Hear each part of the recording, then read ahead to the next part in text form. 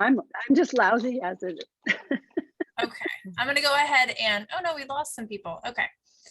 I am gonna go ahead and admit everybody in the waiting room. Well, I should put myself on camera. I'm on the wrong camera. It's okay. Okay. Hi, everybody. Hello. As they connect and join and all that good stuff. Trying to center myself. Hi, everyone.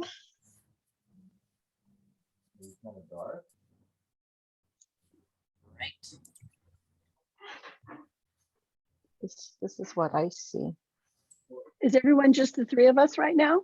No, we have a few more joining. Excellent. We're just collecting fans, Yes. students. We have, what do we have? 1, 2, 3, 4, 5 folks. Excellent. So thank you guys. I will just say I have started recording preemptively with this. So I'll give a few minutes for everybody to join and log in and get situated. Hi, Jeanette.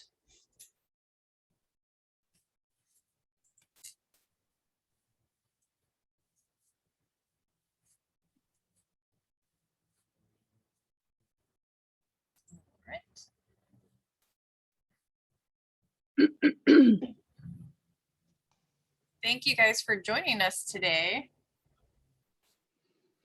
I guess I should be thankful for the cloudiness. It's not too beautiful outside. Everybody wants to go and spend those last few moments of summer out there. So I'm so thankful for the cloudiness. It's better than the melting heat, that's for sure. Yeah, definitely. And it's nice to have the break. You know, in between. It's when it goes on for too long that I just start to go crazy. Yeah. Awesome. Thank you guys if you're joining us. Thank you for joining us today. I am recording this now, so if you want to go ahead and mute your camera, mute your microphone, we'll have a chance for discussion a little bit later.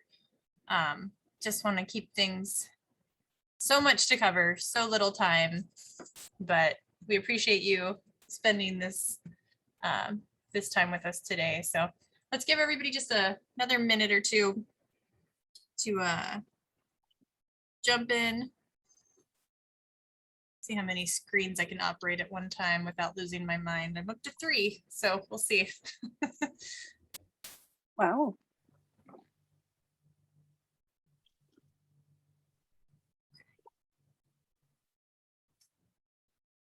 Hi there. It is, after I said if you wanted to mute your cameras, you absolutely do not have to. It is lovely to see faces as you can join us. So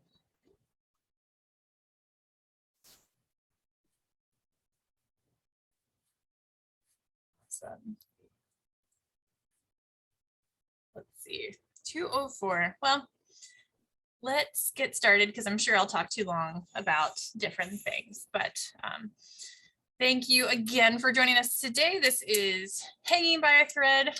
I just think that's kind of a punny name for a sewing repair session.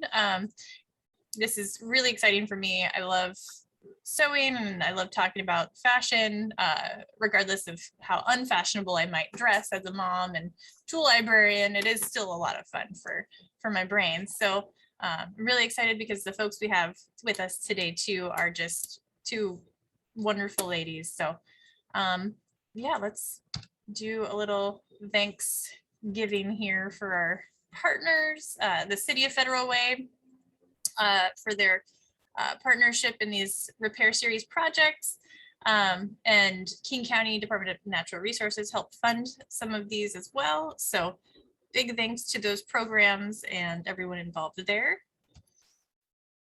My name is Amanda Miller. I am the Executive Director of the South King Tool Library / the MC for today, coordinator for a lot of the events and things. I'm your tech assistant as well, and hopefully a helpful facilitator. So please feel free to message me if you have any questions. And if you haven't heard of the tool library before, very glad you could join us. We lend things out like tools. You see behind me there, hand tools, garden tools, electric tools, saws, but we also branch into things like sewing machines and food preservation tools like commercial grade dehydrators, pressure canners, and just really pushing the boundaries of what a tool is. We also facilitate and host repair cafes for the past several years, which brings us to why we are here today, which is the awesome repair series. Just a couple housekeeping notes. We are recording this for viewing later for your help, for your future viewing, as well as sharing on Facebook, or we'll try to get this on YouTube eventually as well. If you would, please put your questions into the chat, and feel free to email follow-up questions to my email, director@southkeentools.org. We also will have more repair series items coming up here in the next few months. So let's get started. Gotta move things around, so I'm trying to watch it all. Today we will be talking a lot about some basic elements of sewing, hems, holes, and hacks. Gail and Robin have worked with me to create this very brief curriculum of the really common repairs that they see. They have been fixers at our repair cafes, which are awesome events if you haven't been. People bring all types of things that need to be repaired and have them fixed while they wait. Or recently we had an adaptive model where folks dropped them off and then came back and picked them up later. So without more talking, let me see, hold on.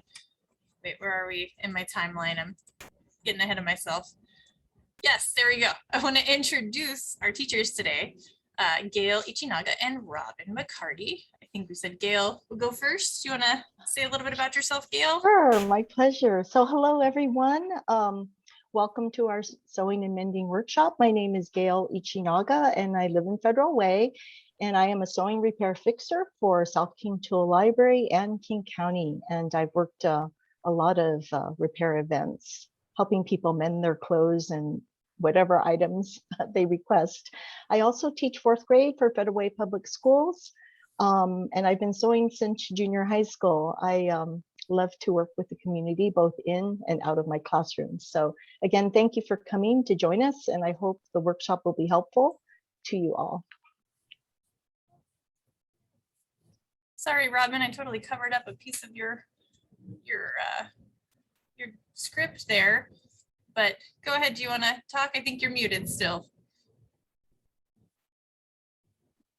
There, I'm not muted, but I'm also not on camera, so I didn't know it was my turn. It's my turn. Hi, I'm Robin McCarty, and I live in Bellevue, Washington. I'm a self-employed independent bookkeeper, accountant, project manager, and that's all mental. So when I want to do fun things with my hands, I do knitting and sewing and stitching and repairs and things like that. I've been doing repair fairs for a couple years now, and it's a great place to get creative and keep our clothes for as long as possible.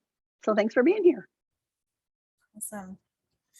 And we all have just this great passion for repair and change. It's really interesting when we get together and start talking about this. I'm so happy to work with you ladies today, so thank you. Let me see. It doesn't like it when I move that.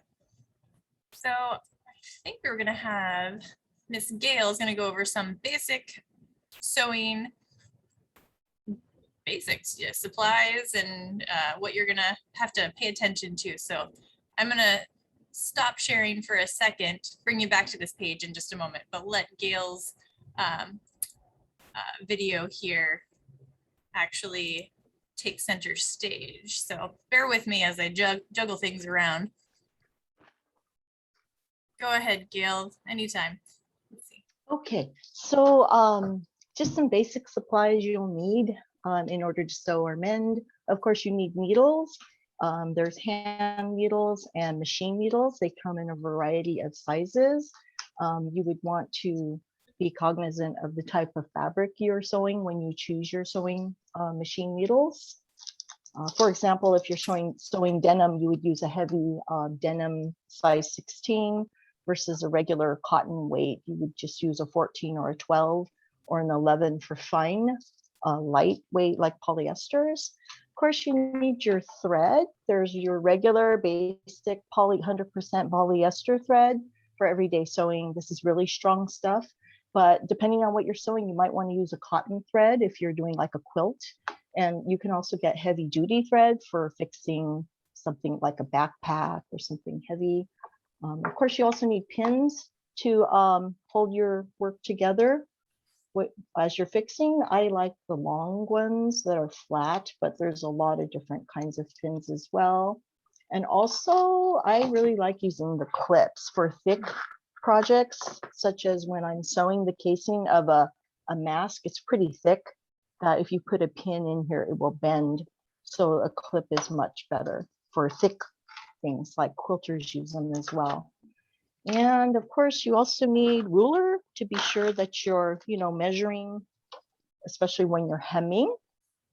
And then it's good to have, I like to have my ruler with centimeters and regular inches. And then you may need a fabric marker. These are like washable or disappearing type, or chalk if you're working with dark, like black or navy fabric. And of course, you need some scissors. Like I use these all the time, but you might need heavy duty scissors if you're cutting, heavier fabrics. And that's pretty much it, the basics, in order to sew or mend things. Yeah. We know there's so many, it's overwhelming to go to a, Joann's and Michael's and all of the supplies and trinkets and little assistive things. We had this picture up and we said, oh gosh, that's too much. We don't want to show that. So let's just break it down, be specific. Get I like to have my pin cushion. oh yes, your pin That's cushion. my new sewing friend. It's so adorable. But this is a magnetic pin, so it doesn't, that's what I like about this, a magnetic pin holder. Those But are anything handy. would do. Yeah. Awesome. Thanks for sharing that. I think we're going to go ahead and talk a little bit more specifically about one of our topics today, the hems. Yeah, and I think Gail, were you going to do the intro on that as well? Oh, And sure. Yeah, so when I just wanted to show my slides off and then I'll hide no, them you again. can keep them on there. Or we'll go for it. But yeah, okay. let you go. So Mhm. when you're hemming, there's a lot of different methods. You may choose to do it by hand or by machine, depending on the garment that you're doing. So, for example, if you had a silk blouse, you may want to do it by hand. If you are sewing like a shirt, like I have, just a regular like shirt like this. Oh, I'm sorry, I'm not showing I am showing it. I would choose to do, because it's long, it would take me too long to do it by hand. I would choose to do it on the machine using a blind hem stitch. If you're doing, for example, like pants, like slacks like this, I would choose to do it on the machine because I like to copy the original manufacturer's hem. So what I did, I had to take off hem 3 inches. I cut 2 inches and then I left the 3rd inch to work with. And what I do is I measure it 1/2 inch and press it with an iron and then fold it again. So a double fold, 1/2 plus 1/2 equals 1 whole inch.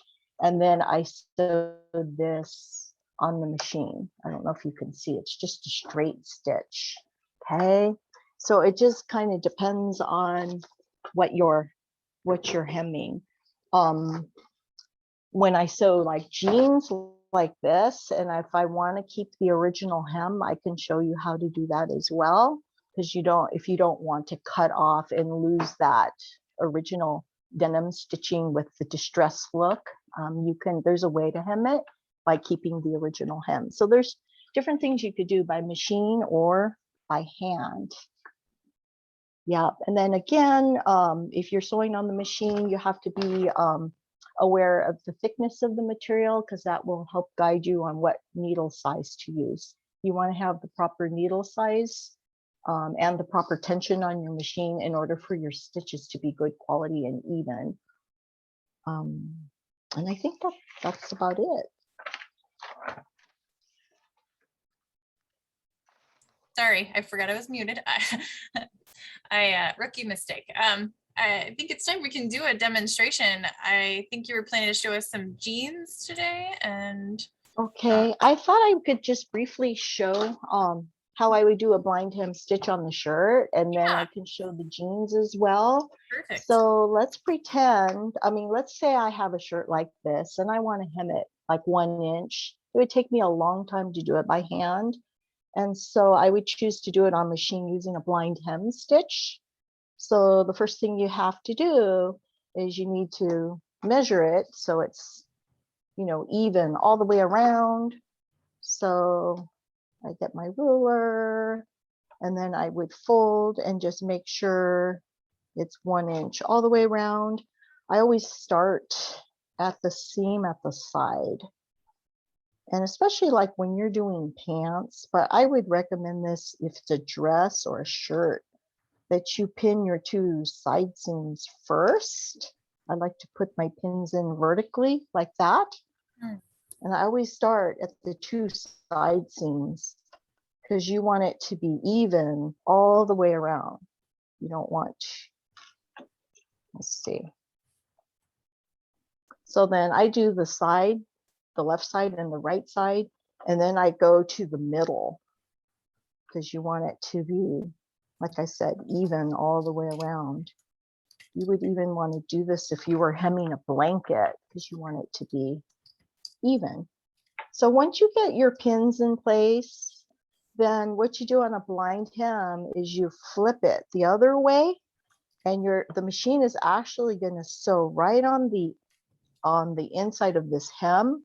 And a blind hem stitch will stitch like 1, 2, 3, 4, 5 straight stitches, and then the next one it will come in and tack it, and then it will sew 1, 2, 3, 4, 5 tack, 1, 2, 3, 4, 5 tack.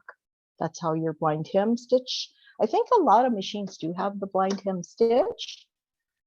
So you want to make sure to know your machine, refer to your manual if you need to. Like on my machine, I need to have it on number 7. And then the stitch length, you might need to adjust that. And then, let's see. I'll show you how it works on my machine. I'm going to start. And I don't know if you can see. Start right here. I always start it by turning the wheel by hand for the first few stitches, just to be sure. Let's see. And see how it's going to come in. It's going to go to the left to tack it. And I forgot, you might want to reposition your needles. I forgot this important step. So after I measure, I reposition my pins, and then here we go.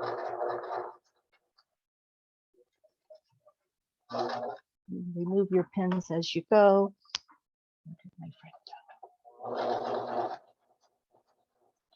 You see how it's doing like 5 straight stitches and then it tacks. Always remove your pins as you go.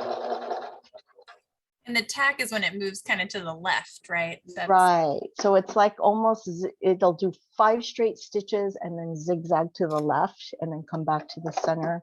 So for the purpose of time, I won't do my entire shirt, but I did it in yellow for demonstration purposes. So if you could see what the stitches look like, can you see how there's 5 straight stitches and then a tack, 5 straight stitches and then a tack.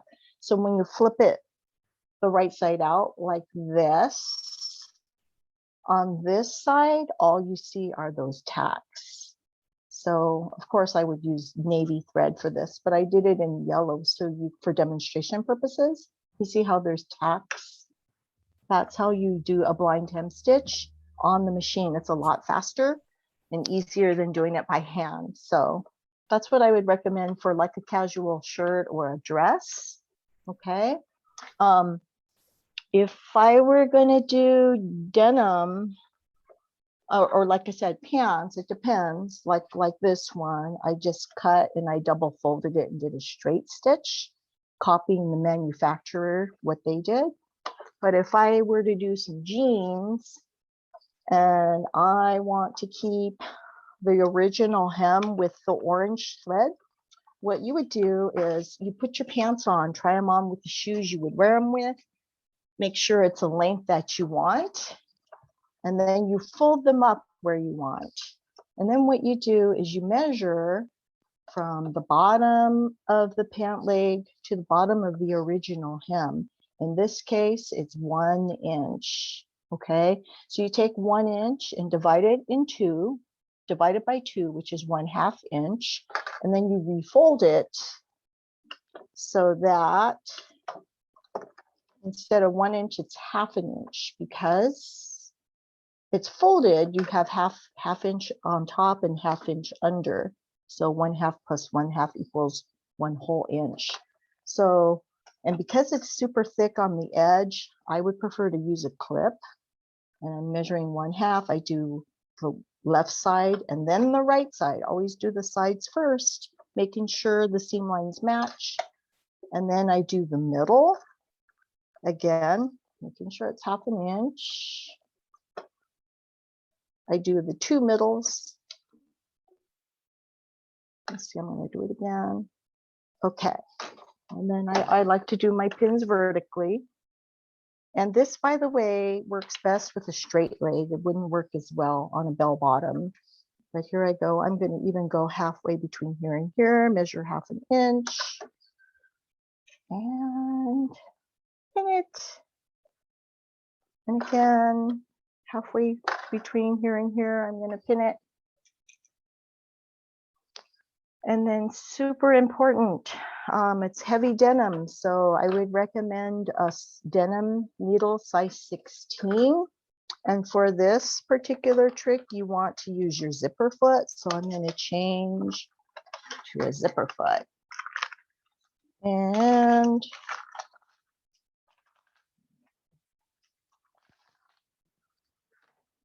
this is what mine looks like. I think every machine looks different, but a zipper foot is narrow, so you can get really close to the edge.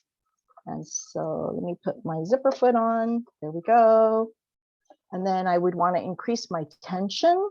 On my machine, I would do it 6.5 or 7. So you have to kind of get to know your machine. I would recommend even practicing on a piece of scrap before you do the real deal. Oh, and the other thing is I'm going to remove my accessory box. Let's see. I don't know if you could see, because I want just the arm, because when you're sewing a pant leg, it's very narrow. So I can get in here like this, you see? And then here's a little hack you can try. Because it's very thick right here, you can get a button to make it level. And I have 2 buttons. I would pick this blue one because it's flat. You see how the white one is a little concave? And we want to have a flat surface. So you could try and see if this helps, because this is really hard when it's high, it's raised, and then it's flat. So just tuck the button back here to kind of make it level. That's what you're trying to do. And I'm going to remove the clip because it's just sort of in my way. And what I'm going to do is I'm going to stitch right next to, the original hemline. Let's see if I can do this. Okay.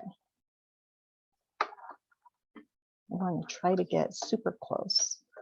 And again, anytime it's super thick, I turn the wheel by my hand until it gets going.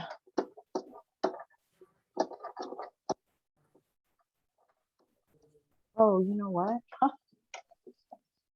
I forgot to change my stitch. I was gonna say, why is it doing that? I need a straight stitch and stitch length, like a regular stitch length, around 3. Okay, let me see. Okay, so I'm gonna go ahead and sew right next to, I'm sewing right next to the original hem.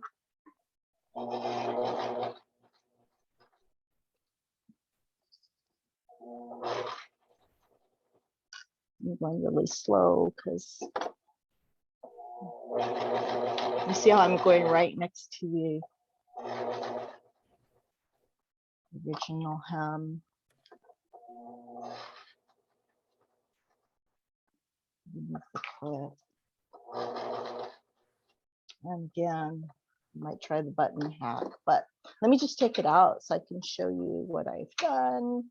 So see how I stitched right next to the original hem? And then what you do is you flip it out like that. And you still have your original hem, and I shortened it 1 inch. You see how I folded that?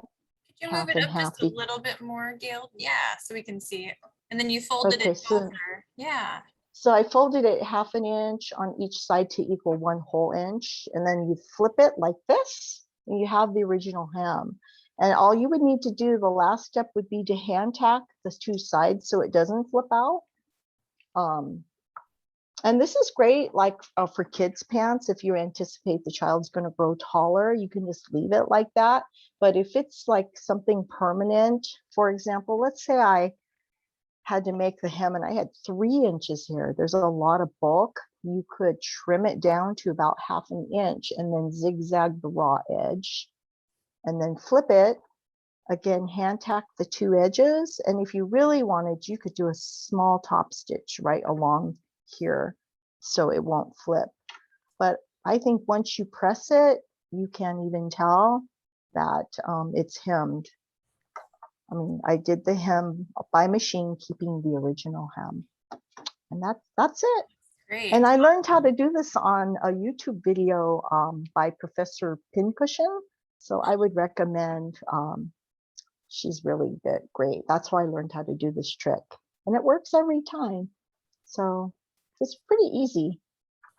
So I like hemming by machine because I think it's faster than by hand. Yeah, and So- sometimes, you know, that is definitely the priority for speed. You know, you want to get this quickly done.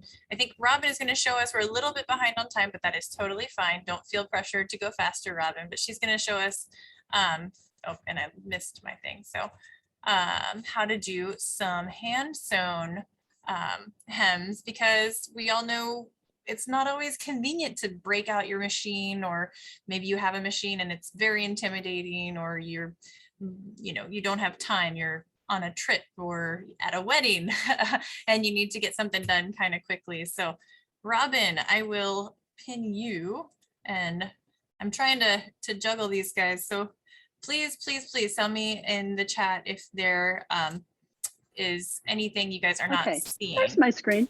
There we Hi. So you need the similar materials, pins, thread, needles. These are my needles.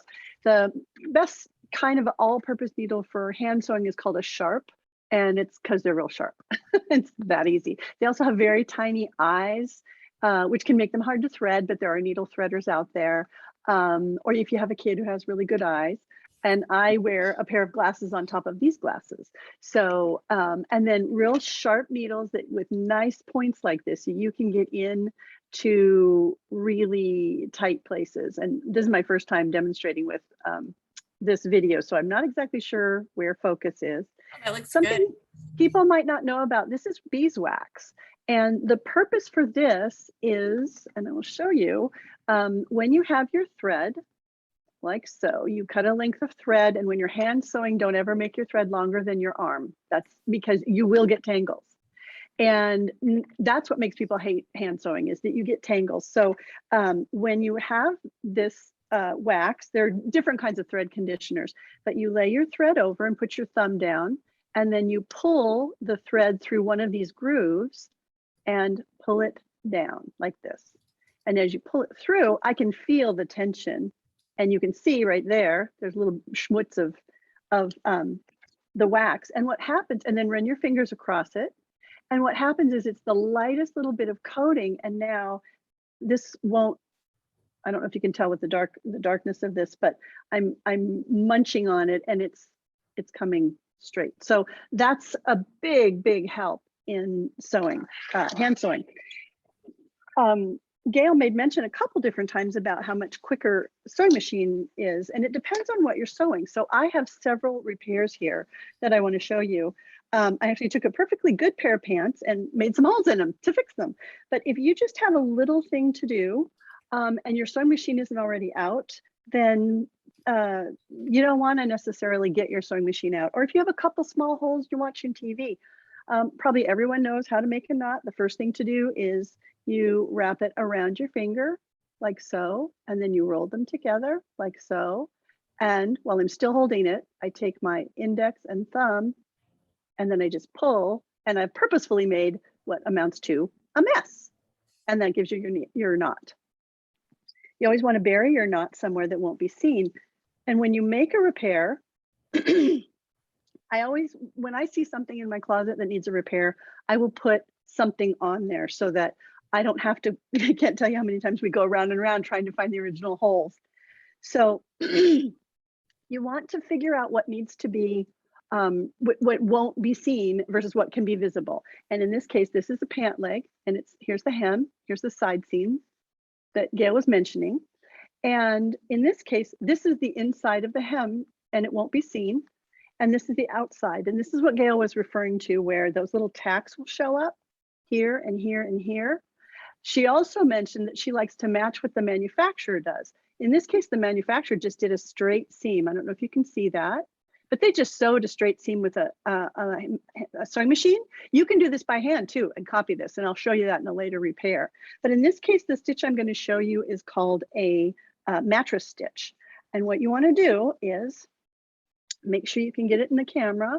And I'm not going to work, you want to start here and just want to bring it up so that your knot is behind there. And usually people like to do the least visible repair possible, but there is a thing that's getting popular called visible mending. So keep that in mind. If you would prefer to do something that does show, you can make it decorative. So in this case, this edge here is actually a fold. You can see that it's been filled over so there isn't a raw edge. That's a fold. So what I want to do is I want to take my needle and actually put it within that fold. Can you see that? And that's going to bury that thread. So you can't see it now. And then my little tacking stitch that Gail was referring to, now I'm going to take it and I'm just going to take, this is all blurry, isn't it? I don't like that. I'm just going to take like 2 stitches right here. Oh, so just right as close as possible. I'm just going to take 1 or 2 threads and I'm going to pull it through. Oops, and of course I've messed something up. There we go. And then I'm going to come straight down and I'm going to put it through the fold again. And you can't see it through the fold. And it comes up. Oops, and now I made my camera shake. And then I'm going to take 1 or 2 threads that are in the garment. This will show on the other side. If I take a big stitch, it'll show. And I'm actually going to take a little bit of a sizable stitch here. So when I turn it over, you'll see what shows. And now I'm hung up on my bracelets. So you go down through the fold. Oh, I'm going to come undone. I got caught on my bracelet. Okay. So you go reverse back and forth. So once I've gone through the garment, which is there, I'm going to come straight down. I'm going to come through the fold and I'm going to go over about 1/4 of an inch. Hand stitches are usually about 1/4 of an inch long. And then now that I'm in the fold, now it's time to go 1 or 2 stitches on the garment. And then you come back to the fold in the same place. And so that's kind of how you just do that the whole way. And that's how you're going to restitch your hem. And it's going to not show on this side very much. and it's not going to show on this side at all because I literally just took 1 to 2 threads from the garment. But you can see that it's holding. You can see I can pull it apart. So that's called a mattress stitch, and that would be how you would do a hem. But it's not just for hemming. It's not just for hemming anymore. What if you have a little hole right here? Excuse me. I get What those all the if- time from trying to shove things in my pocket. Yes, you do, in your pocket. It's at the waistband. It's where we all get holes. You can see over here is your waistband, etc. So let's say right here, you have a little hole where it started to come apart from the waistband and you get your finger stuck in there all the time and it drives you crazy. The exact same stitch you can do. So again, think about what you want to show up and where it's going to show up. I have, this is the outside of the pants. My hand is tucked inside. No, I don't care what shows here, right? So I'm doing it from the right side so I can see what happens. I just so happen to have a fold right there. Wherever 2 things are joined, you can pinch them and you will have folds. And if you have folds, you can hide things. So what I'm going to do is the fabric underneath on the pocket, I don't care if that shows on the other side. So I'm going to go all the way in. I'm going to take my 1/4 inch stitch and come through. That's on what I would call the bottom fold. It's not a fold white yet, but I can hold it. And then in this fold here, I'm going to catch this fold. And actually I can take more than just the 1/4 inch, but it's better if you do that tacking stitch. It just seems to be stronger. So this is another way. It's the exact same stitch as what we just used for as a hem. Come straight back down from where your needle came out on the top and now put it in on the bottom. And again, as close as you can get on that bottom part. And then come back up. And this is the top. Again, another just a thread or 2. I keep saying stitch when I mean thread, etc. So you're going to come straight down. These stitches are not offset. They're right on top of each other. And you can see here, because I've used red, there's a little tack there, and a little tack there, and a little tack there. But if that was in a charcoal or a black thread, you wouldn't be able to see it. So here's another thing. Let's say these types of pockets, they gap a lot. And it can mess it up. You don't want to wear your pants anymore. It drives you crazy. You know what you can do? You can sew them together. Guess what? There's 2 folds here. If I go through this fold, I'm burying it. You can't see this. Now I'm going to go up at the top. Through the fold, 1/4 inch, back down again. And I won't pull these together just so you can see what happens. And I'm doing this fast because I know we're a little behind time. But I'm just going back and forth with things right above each other. Like so. It's the exact same stitch I've been doing. I don't have a pocket anymore. So that's already a problem with most of women's clothes where we don't have any pockets. But I really does bother me on dress pants. Either that or you have the gap. Right. And that's the problem. What if you have a little hole by a zipper? Well, let's save that for holes. Let's see if we can. I'm sorry. You're right. Holes. So okay. Let me give. Well, there was another hem I was going to show, and I'll show that when I do some stuff on the knit. So we'll trade out. Okay, you're right. Yeah. Sorry about that. No, it's all good. I just want to make sure we knew we were transitioning because you're in a flow. You got this. I'm in a flow. Great. But holes are kind of a different animal, and I think you were going to tell us about them anyway. So if you wanted to do that, Robin. And then we can get right back into doing more demos. So holes can be everywhere. They can, there's a hole in a seam, which is, I think most people know, but the seam is where 2 pieces of fabric were joined. And on the other side of the fabric, you will see what's called a seam allowance. So when there's a hole there, that's the easiest to fix because it was a quote hole before. And I'll show you how to fix something like that. Then there's holes that are rips or tears like the picture. And And there's some that are best suited to sewing machines. Those are going to be on heavier fabrics, things that you need a very durable fix. But on lighter fabrics, if you have chiffon, if you have a t-shirt with a hole, you might want to use a hand sewing stitch. So there are the seam holes, and then there's just holes in the fabric because of other reasons. And then there's actually a tear or a rip. And I have an example of that too. That's usually when you've pulled on it and caught it and it's jagged. Usually it's an L shape, or it creates a gap that you can't just sew with what the fabrics are that you have. So I'm going to go ahead and kind of show you a little bit about that with the lighter fabrics, light to medium fabrics. So I'll just go back to this example, that same stitch I was showing you. If you have let's say your zipper has separated, and I didn't want to just cut my whole pants apart, so, but you know how a zipper works. Here's a zipper, right? And if this is separated and you want to fix it so it doesn't show, if I sew it on here, there's a chance it's going to show. So what are we looking for? We're looking for folds. Can I get a fold?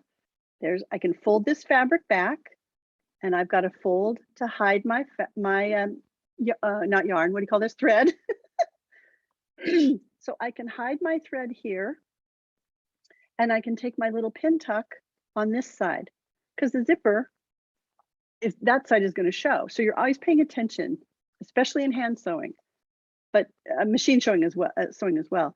But you're just doing the exact same stitch, coming in through this fold to hide it, and then just ever so slightly, just getting a hair or two, just a thread or two, and pull that through, and it's the same exact stitch. Okay, so another example, this is the end of a waistband. Here, if this comes apart, there's your two folds. You can take this through this fold, and I haven't pulled this apart just because it's easiest just to move around. And then I can come over directly across underneath the fold, pull it through. Again, straight across underneath the fold, pull it through. And I can keep doing that. So I don't have to get the sewing machine out and tuck everything back in. I can just do several stitches and it's done. So those are things that you can do along folds and seams that will be very quick and take care of the holes. Did we want to have Gail go ahead and do holes, Amanda, or should I continue with other kinds of holes? Yeah, you want to do the rest of your holes, and we'll Absolutely, absolutely. go to Gail after. Okay, so pants, inside of pants, crotches, rips. Oops, I'm trying to show you so you can tell where we are with the pants. In hand sewing, if you can, this is a great repair for the machine, because this is a place that you want it to be super durable. There we go, super durable. They rarely happen when you're Right. Where you have a machine. You're not wearing them, and you're right. not, yeah. So. Right. So it's 10 minutes before your meeting and somebody has a needle and thread or even safety pins, you can fix this and it won't show. And what you want to do is, okay, can I sew this without worrying about what shows on the other side? And I certainly can, because I'm going to sew on the inside and it's going to show on the other part, which is on the inside. So that's going to be no problem. This stitch is called a back stitch, and it's probably one of the strongest hand stitches. So you would not use this stitch typically on a very light fabric, but it's good for for medium to heavy and durable. It will last.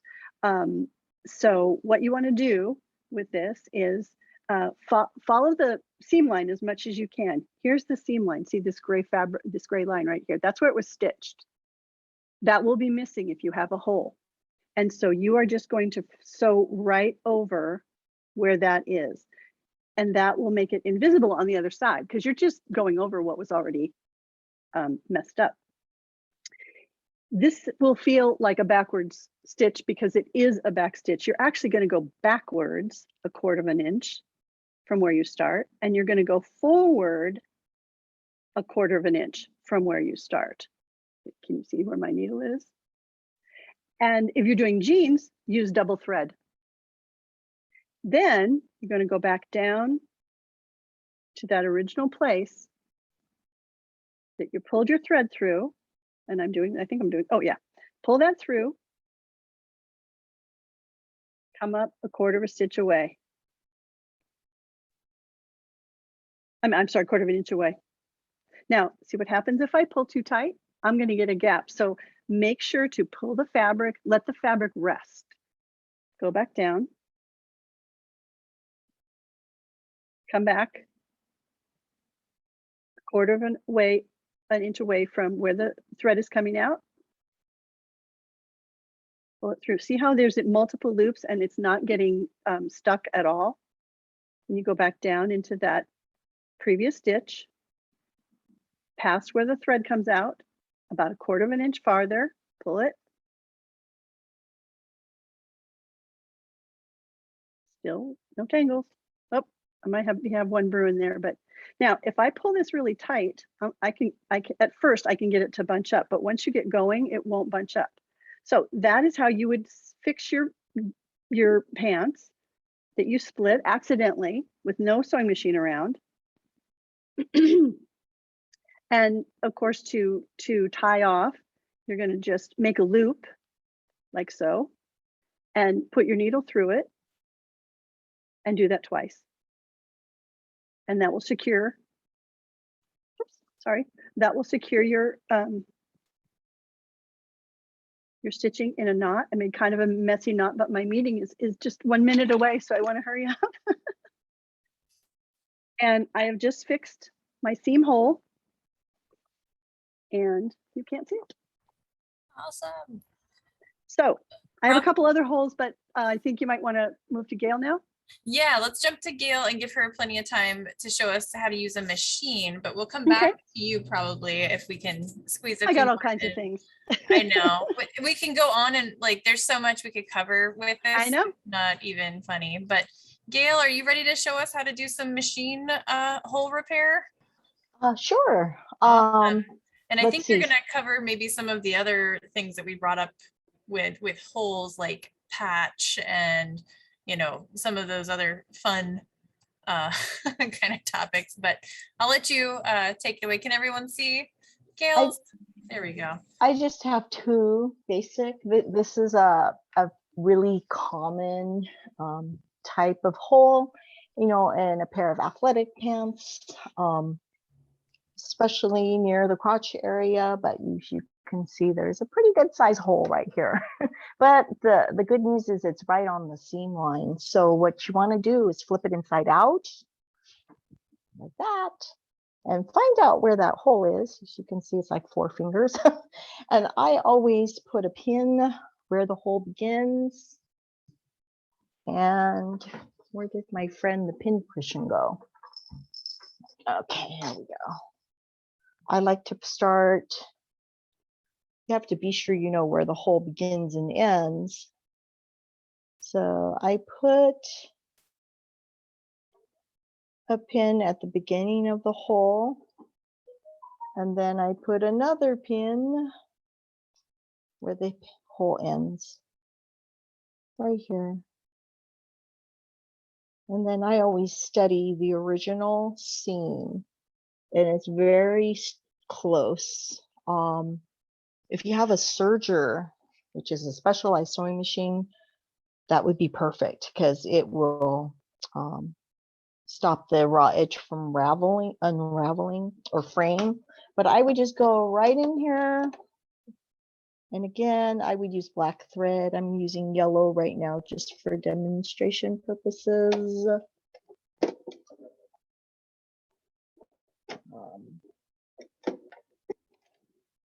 And all you need to do is be sure the seam allowance on this is like not even a 1/4 inch. It's very small because it was probably originally done on a serger.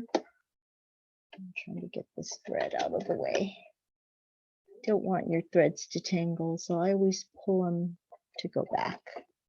And then I just go ahead and sew it. This is like 1/8 of an inch.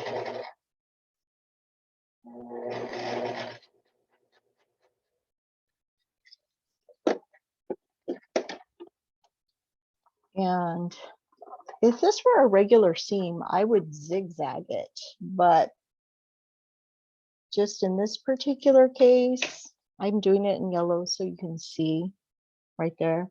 If you flip it back out to the outside, and you see how the original stitching was, they have a top stitch on here.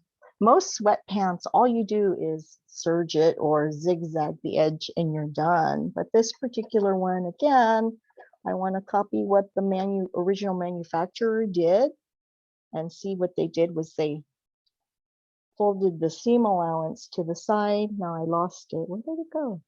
And then they did a top stitch. Now I got lost.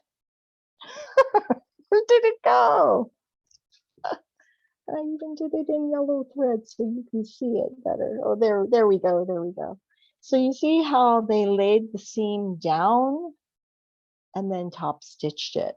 So in this case, I would just, like a normal pair of sweatpants usually doesn't have this, you just zigzag. But see how they laid the seam down and then they top stitched. So I would fold that over and then top stitch it, mimicking the original, just so that it lies flat. So that's repairing a hole on the seam line. Another kind of hole, this is actually more of a rip, and this is really common, is a pair of jeans in the hole in the knee like this. And this is a real challenge. And it depends, you know, no two rips are the same. I mean, some are narrow, some are really, you want to try to fix these as soon as you can. But what I would do in this case, in the knee of a pair of jeans, is I would trim off these extra threads to get them out of your way. So you want to clean up the hole. Some people like to leave, like these two, the thread is still intact from side to side. Some people would rather leave that. Just depends on your preference. But I prefer, see how there's fringe on the edge right here? I prefer to clean it up and trim it so you have a clean edge. See? Because then it'll be easier to work with. You could see what you're catching. There. So that just depends on some people want to have the look, but I'm just going to trim it off to get it out of my way.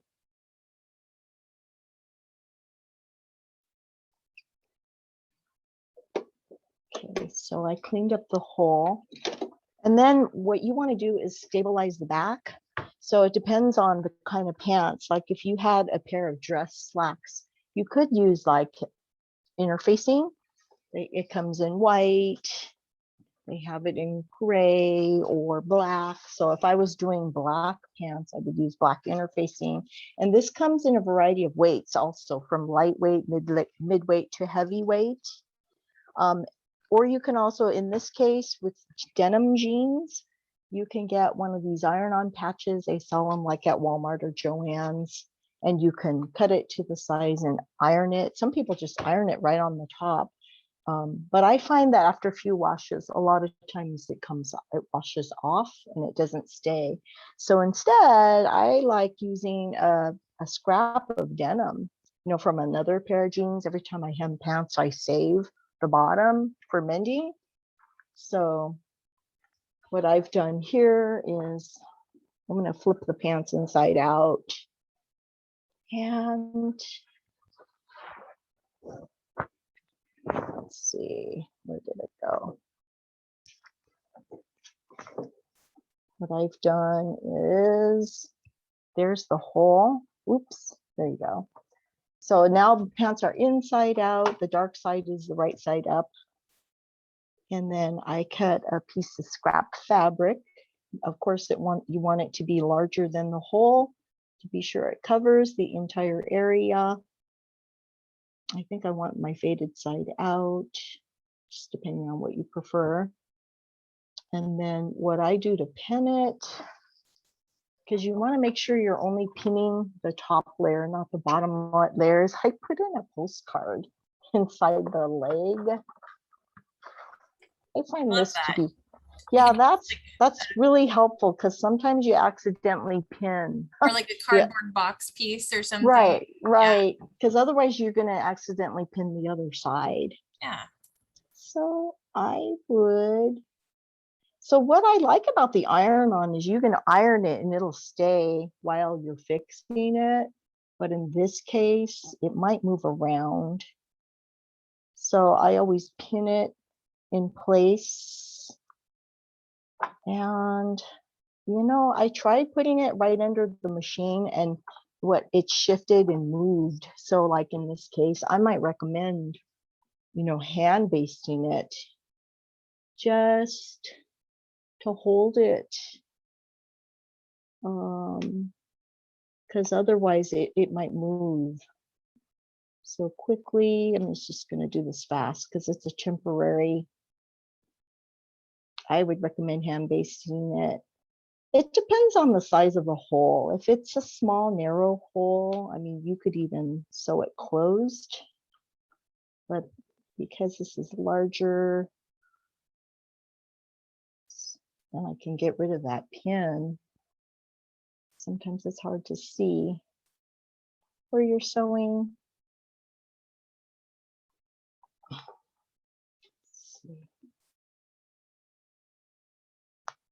But yeah, having that piece of cardboard or the postcard in there, it's really a helpful trick. So you don't sew the other side of the pant. Because you don't want to do that. Then they become the ones you stuff with straw for your scarecrow at Halloween, right? Because doesn't everybody do that? I have many pairs of pants to sacrifice for that cause.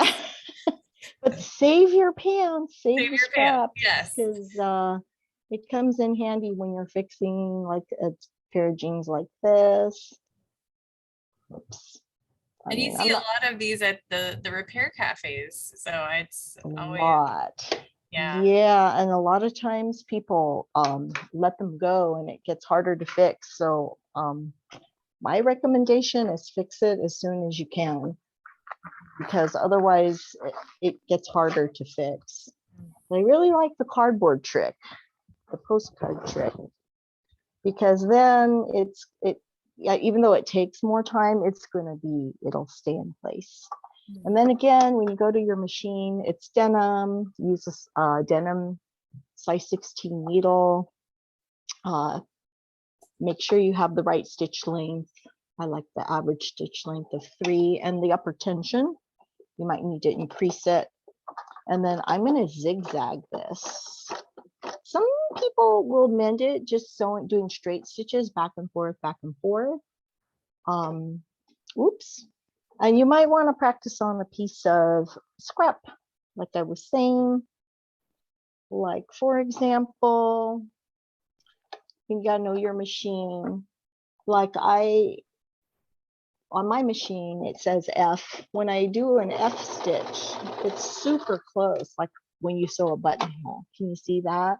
See how the stitches is super close. You'd want to do that if you are finishing the raw edge of a fabric that you don't want to fray. I think I want to do like a 1.2, 1.5 stitch length. You might like to. It looks like that. And those factors are determined by your fabric and the kind of hole that you have, right? Or like the repair you're doing. Is that for the most part, Gail? Yeah, I think I'm going to go with a 1. I changed my mind. I was going to do like, this is F, like buttonhole. This is a 1, this is a 1.5. So Mm. it just depends on what you're doing, and it depends on your machine, because I have it on the widest that I can do. And then I remove my accessory box, so I just have the arm because it's hard to get. This is pretty narrow. Like if you were doing a kid's pair of jeans, it's super small that you could even remove this side seam to be able to access the hole. Because kids' pants are really hard to repair because it's so narrow. But then what you want to do, see how the hole is pretty big. Oops, it's pretty big. Like if the hole were small, you have the option to put them together like this and put them right next to each other and zigzag right over that. But then you're going to have a pucker on the end, you know. So because this particular hole is more like half an inch, maybe 3/4 of an inch wide, it'd be too hard to do that. So it depends on, there's no two holes are the same. So no two rips are the same. So you would have to decide what you want to do. And in this case, I chose to, patch it. And what I want to do, you can just zigzag back and forth.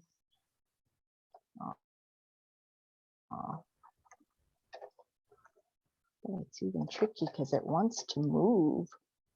So I'm going to just start here. So you're connecting the patch and the edge of the hole, right? Right. That's what I'm trying to do. And you want Oh, to I try to see, get it to see. lay flat. And it is challenging because I have the pant leg bunched up in here. But I'm trying to lay it flat.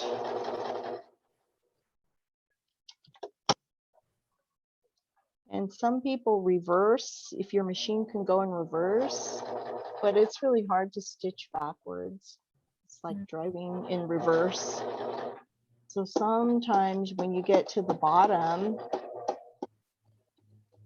you could cut your threads and start back up at the top, because I cannot turn it around because of the position where it is. It's very challenging.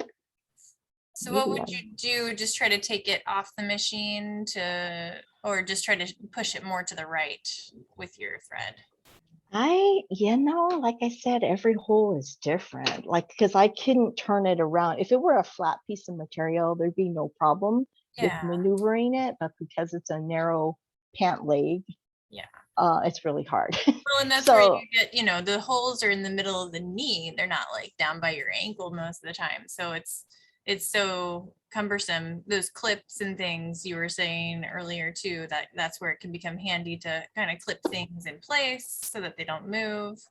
So in this case, I think I'm just going to do the other side, like this. And you want to try to get it to lay flat.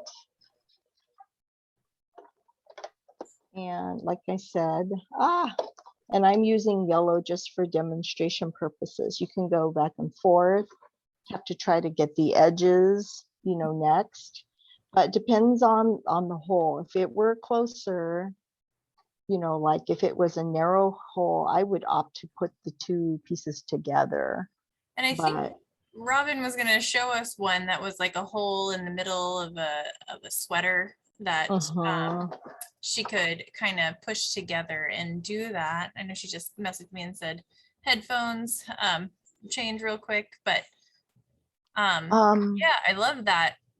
I kind of like the yellow, honestly, Gail. It looks kind of cool with the contrast, but you want I was gonna say I like to try to hide it. So I like this thread. This is specifically for denim, and it's got like light, dark, and you could barely see it, if you were to use this.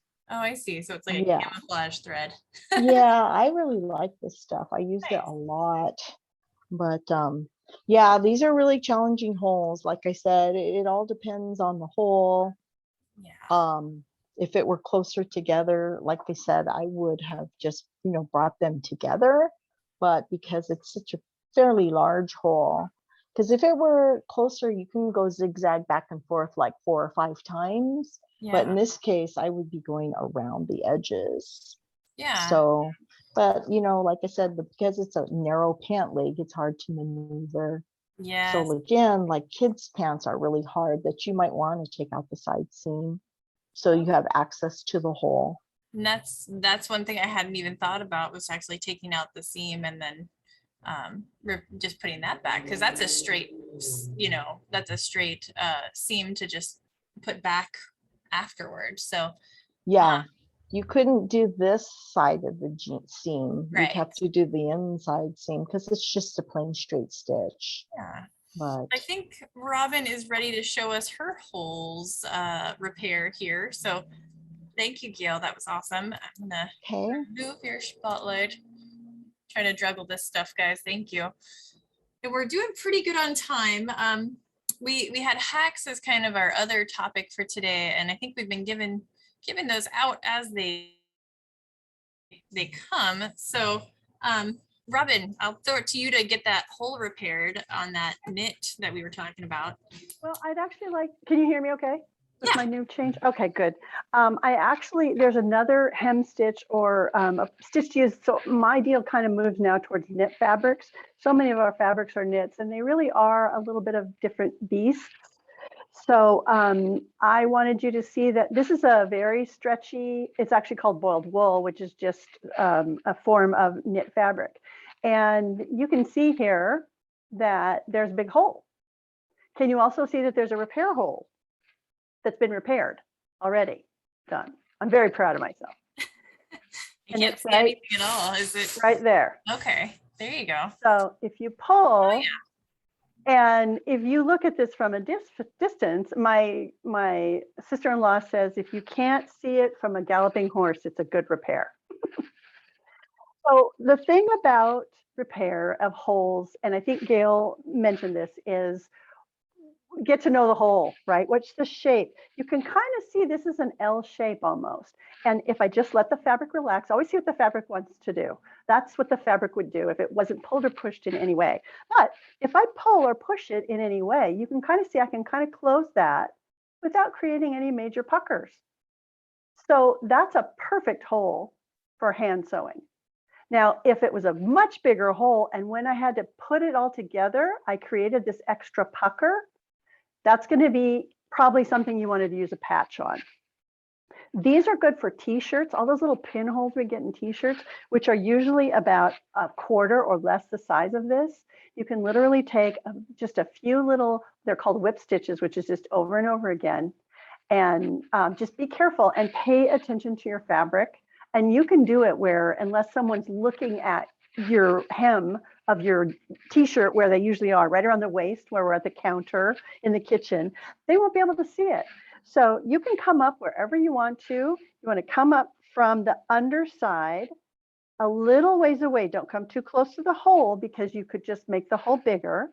So you're going to come up just a little ways away. And again, I've already knotted and prepared my thread. Now, where do I want to go next? And now I'm just going to watch for the edges. And I'm not going to come across here because that's going to make a big long stitch. Where's the shortest across stitch I can make? And it's kind of looking like, this is almost like an L. So I'm thinking if I stitch across this way and like this diagonally and keep going like that, those are going to be my shortest stitches. So I'm not going to pull it tight as I do this. And that's a pretty large stitch. That's even larger than my 1/4 inch that I do before. And you can see the stitches right here. And the only reason you can see it is because it's shinier than the knit fabric. So now I'm going into the knit where I know the knit hasn't been damaged by the moths. I won't even go into the whole moth situation. Okay, so far, so good. Then pull it apart and see what you're getting. So it's a combination of just taking another stitch, and I'm going to take a first pass across the whole hole, the entire hole, and see if I've covered everything. So So you can see how it's starting to come together. And if I start to pull a little bit, you can see that that's put together. And you can start to see what I've missed. I've actually missed a little bit right here. So it's just a question of taking your time and doing a little bit at a time and seeing how the whole comes together. You're very gentle because you don't want to make the hole bigger or make it pucker. This one's going to pucker a little bit, but when I iron it, it's going to flatten right out. So you can see how I'm starting to lose my voice, and you can see how it's starting to close the hole. I think if I was doing this for reals, what I probably would do is then start sewing inward here, because you can see this is the L, the angle of the type of hole that it was. And that's probably going to take some finessing. But for this purpose, I'm just going to see what happens. And because I'm not making my stitches tight or pulling anything too tight, I'll be able to take things out very easily. And I'm getting to the end, so I'm having to open it up to see where I actually even want to do a stitch. So that is how you do pinholes. And when they're real tiny on t-shirts, you know, there you go. Now that one, again, that was a little bit of a bigger hole. And I actually, when I pressed that, and you can see just by finger pressing it, if you didn't know that thread was there, you couldn't tell. So that's how you keep your shirt from showing from underneath. That's awesome. I just wanted to say we are doing really okay on time. We scheduled this class to 3:15 because I know we could just go on and on for a long time, but I wanted to go ahead and finish up what you were going to say there, Robin, and then I'm going to cut back to our presentation, and then we can open up for questions. Okay. Okay. The final thing in terms of, this is a woven tear that I was talking about. This is a jagged edge. This is often going to be an L tear. In this case, it isn't. But when you pull threads, everything goes crazy. In this case, if I didn't care if it showed, if it was in a place that wasn't going to show, or I didn't care, first of all, I could do it with embroidery thread and make a pretty design.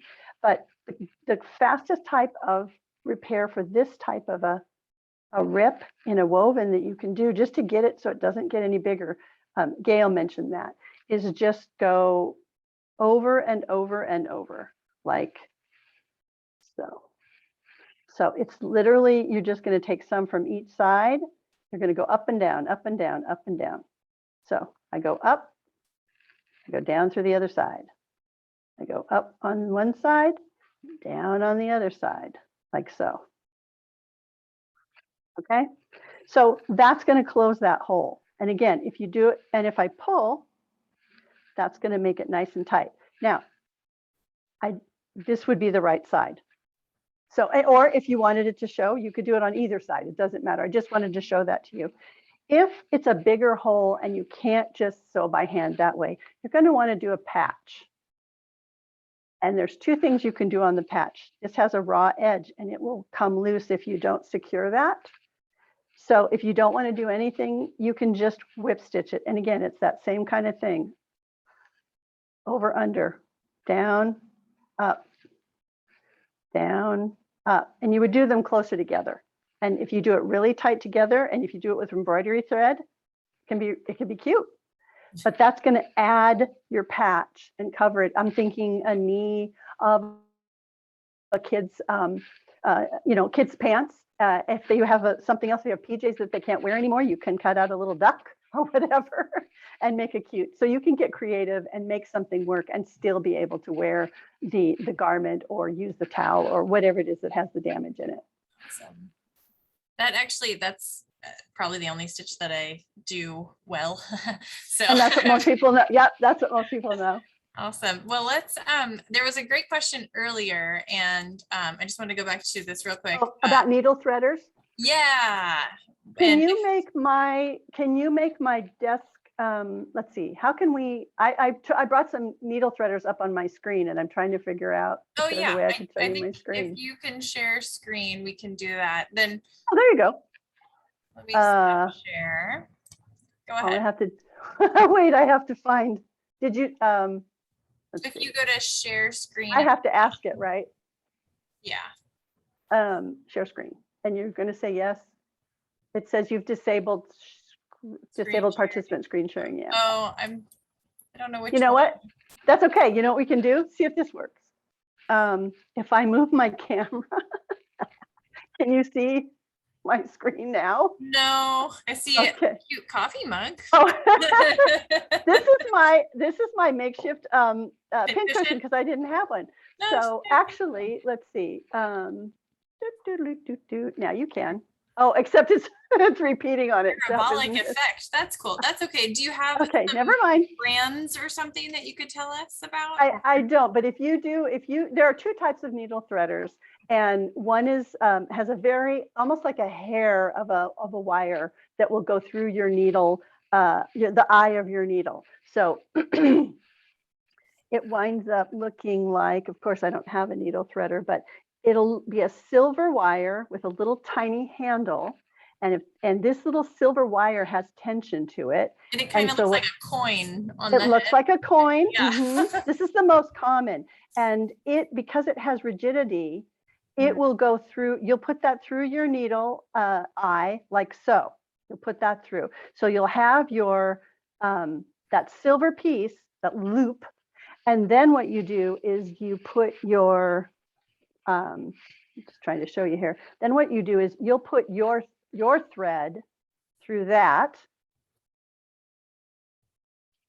loop. Can you see what I'm doing? I got black. There you go. So the black is your thread.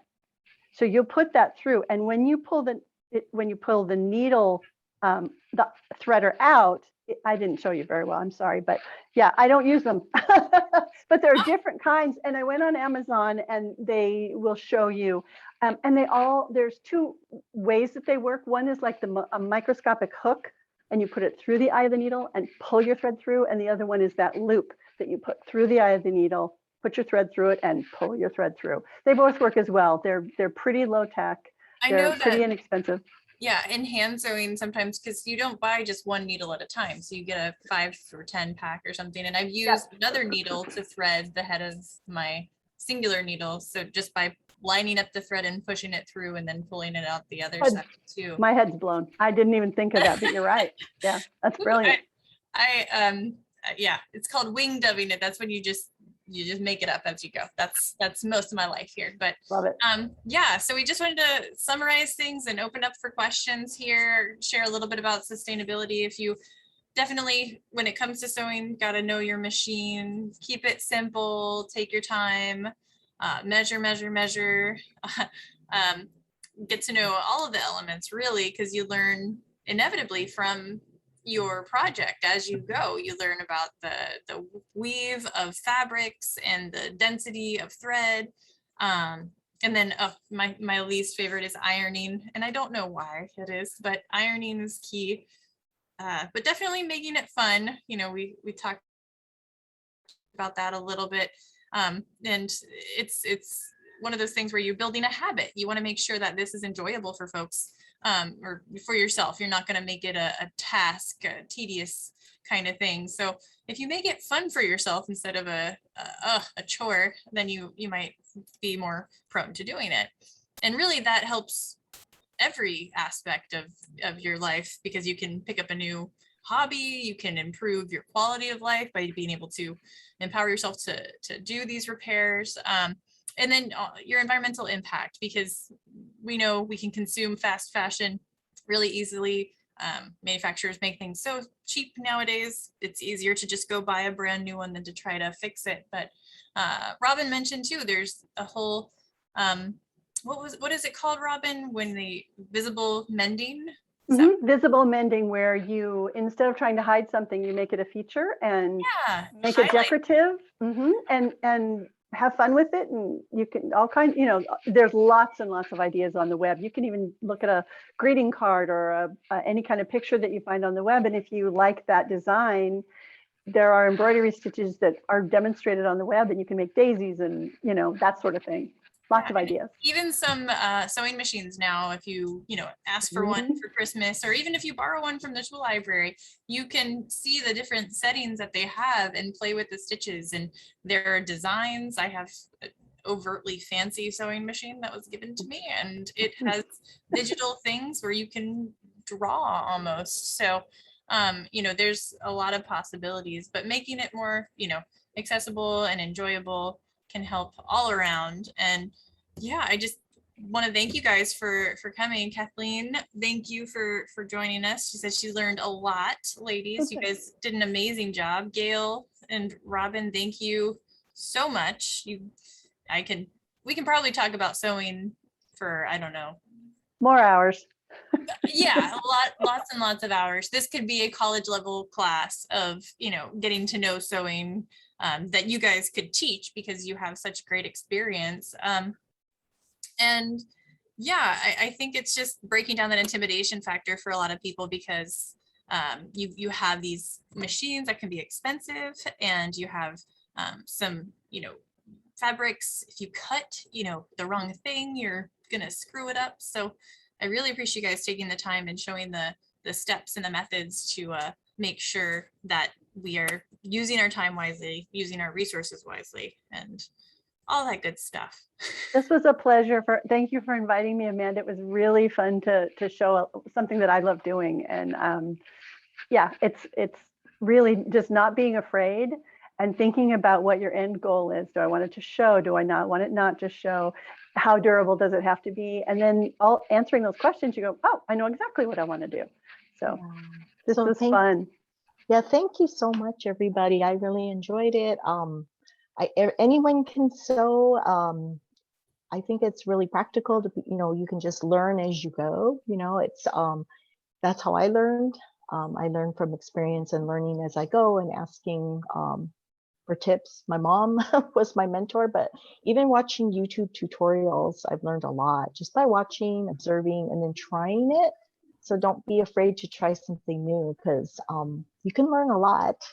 So anyway, thank you for inviting me to participate in the workshop. I think the other thing too was just that you don't need a ton of fancy equipment and accessories to get started and to really just try something new. So I think you guys really broke down that wall of intimidation for me. I think I'm gonna try to show my daughter, which she'll probably need gloves or something to start sewing.